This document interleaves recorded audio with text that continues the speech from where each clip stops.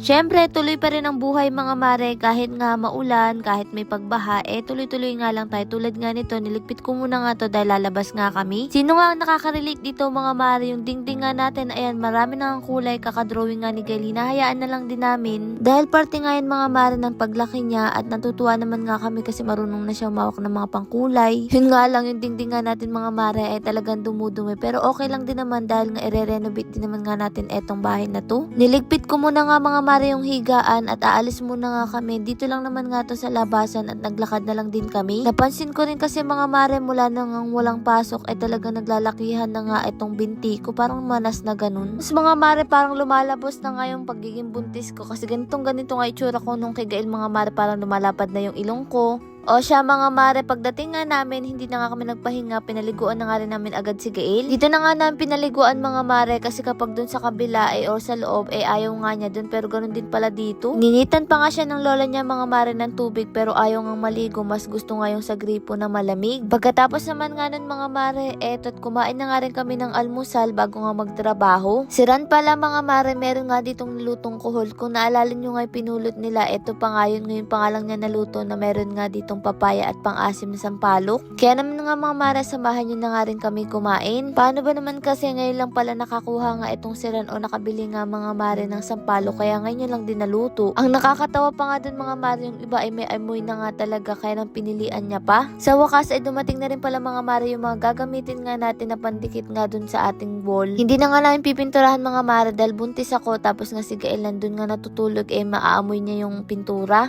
Kaya tinignan ko na nga rin mga mare itong dumating kasi sabi ni Ran mukha daw ngang na-scam kami dahil nga 5 yung in-order namin, parang 3 lang pero sakto rin naman pala, maliliit lang. Tapos natuwa ako mga mare sa quality kasi talaga ang ganda-ganda niya, para siyang tela. Ito pala ilalagay natin mga mare sa kwarto, abangan nyo na nga lang ang pagre-renovate nga natin dun kahit simple lang. Ito ang sila mama, sila Gael, si Kulot, eto't pumunta nga dito mga mare sa kabila at nakabota pa nga ang bata na yan. Napagod nga kaya nagpakarga, kaya lang hindi na kinaya ng kanyang tita, binaba niya nga ulit. Kinagabi naman nga mga mare, nawalan nga tayo ng stock kagahapon kaya naman nga hindi ako nakapagstock ng Mariglo at eto nung dumating ay sumunod nga kami ni Gail. Paano ba naman mga mare, nagpasuot nga ng sapatos at gustong-gusto nga lumabas kahit gabi kaya inilawan ko na nga lang. Tapos ayaw pa nga mga mare magpahawak. Ganito rin ba yung anak nyo, napakahilig sa galaan? Totoo nga yung sinasabi nyo na kapag naglalakad na ang bata mas mapapagod ka nga dahil ka talagang susundan mo nga yan. Kapag kasi si Gail mga mare gustong-gusto talagang lumabas at siguro naiinip na rin dahil nga ilang araw ngang maulan, ngayon lang siya nakalabas. Nung pagbaba niya dito mga mare ay wala na nga siyang inantay pang oras, pumunta na nga agad siya sa tatay niya. Ang natutuwa naman nga kami mga mare kay Gail, ayaw na ayaw yung lumalabas na nakaapak siya, gusto niya mga mare nakasapatos. Yung papa niya pala dito nag-aasikaso nga mga mare ng mga patungan ng mga gamit sa Mariglo habang ibinababa nga mga mare stock ng Mariglo nga natin. Sabi ko sa inyo mga mare, binilan ko yan si Gail ng mga ganyang laruan, kaya lang ayaw niya talaga, mas gusto niya nga yung ginagamit ng papa niya. Nakakatuwa nga mga mare, ang sabi niya nga second purchase niya na daw at talaga nag-paid nga daw mga mare ang kanyang melasma. O di ba mga mare, nakakalight din talaga ang sabon natin ng melasma, pekas, nakakalis din po siya ng dark spot, uneven skin tone. Tapos mga mare, kung naghahanap nga kayo ng sabon na mild lang pero talagang effective, tapos mga mare sobrang lambot sa balat, ay talagang magugustuhan nyo ang Mariglo natin, para ka dito mga mare naliligo sa gatas. At ngayon kung nanonood ka nga mga mare, meron pa rin tayong pa-previous na 50 grams at mesh net. O siya mga mare, etong ang Gael habang bumababa dito gustong videohan pa nga yung sarili niya. Tatawa nga din kami mga mare, ang tawag nga kay Gail anak daw ng vlogger. Si Gail nga mga mare ngayon maliit pa, mahilig na nga rin sa camera. Minsan kapag nakakita yung mga mare ng cellphone ay talagang binubuksan niya sa camera. Tingnan nyo naman nga ginagawa niya dyan. Umaanggulo pa nga ang batang iyan habang bumababa dito sa may lamesa.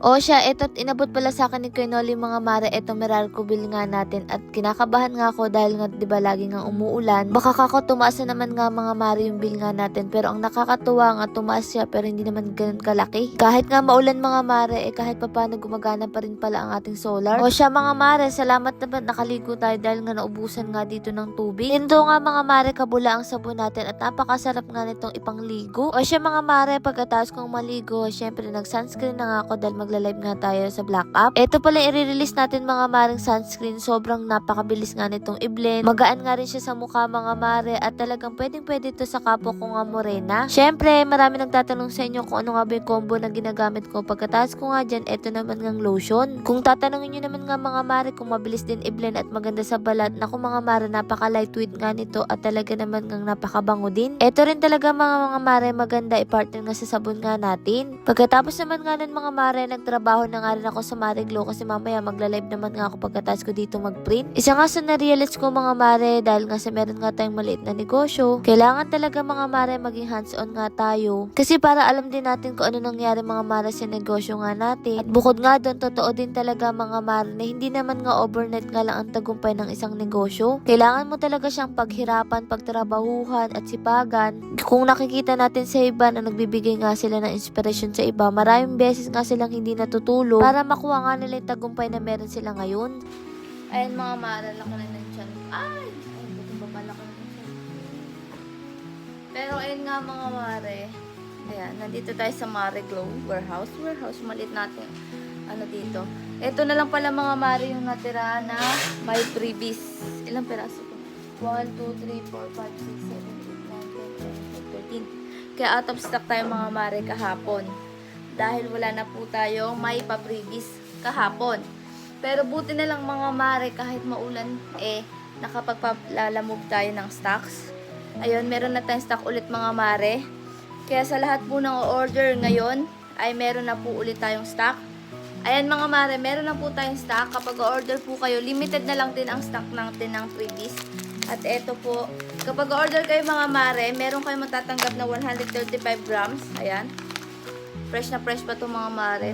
Ang bango. Tapos may kasama siyang mesh net. Ayan mga mare. Ayan. 50 grams to mga mare, pero limited na lang din to dahil paubos na rin po ang stock ng ating freebies. Ayan. Kada bibili kayo mga mare, may matic na kasamang 50 grams. Kahit isa lang ang bili nyo, kapag lima din ang freebies nyo. Ayan. Pero syempre paunahan lang din mga mare dahil nga limited na lang. Ayan, may hangin pa yung buhok ng mare nyo. So, ayun mga mare, buti maaraw na. Ayan. Maaraw na pero baha pa din sa atin. Pero papakita ko sa inyo mga mare tsura. Ayan mga mare, yung mga gulay natin talagang nawala na, mga patay na. Sisimula ulit tayo sa umpisa. Maaraw na pero ayan yung baha.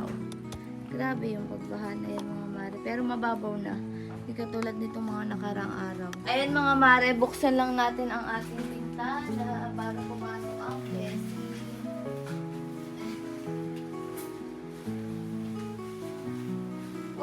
Work na tayo dahil maaraw na. May pasok ako ngayon mga mare ngayong araw kaya lang dahil holiday. Wala tayong pasok. Kaya ang trabaho natin ngayon ay sa Marie Glow. Yun yung mga mare chan ko. Ang laki-laki na na. Ano na ako, September 3, 6 months na ako mga mare. And dun din yung pagpapagawa ng CAS, ultrasound, saka gender reveal. Wow. Yun yung mga mare, sabi nila kapag daw bilog yung chan, bilog na bilog is babae. Yun yung mga mare chan ko. Pag daw patulis, lalaki. Pero kay Gail kasi parang natuloy naman eh. Ay no. Biglang laki niya mga mare nung hindi ako pumapasok. Kasi nung pumapasok ako, parang hindi siya halata. Pero may mga mare ito na maano to eh. May sara. Pero yan, ito yung din sa ating chan. Sabado 20 na, malapit ng itlog. So, ayun mga mare, humabol lang po kayo sa stock natin habang meron pang pa-freebies. Lalagay ko na lang sa comment section kung saan kayo pwede bumili. Bye-bye! Gutom na nga ang mare nyo mga mare, na sa alauna na nga to nung matapos nga ako sa pagla-live. Kaya naman nga eto't kumain na nga kami. Paapa lang ng manok mga mare ang ulam nga natin at isa to nga sa paborito ko. Sabi ko nga kay Ran, kayang-kaya ko nga nito mga mare makaubos nga ng isang kaldero kasi nakakapagod yung ulamin dahil nga wala nga laman. Lord, maraming pong salamat sa lahat ng blessing, syempre sa inyo mga mare. Panabayan bukas na lang ulit.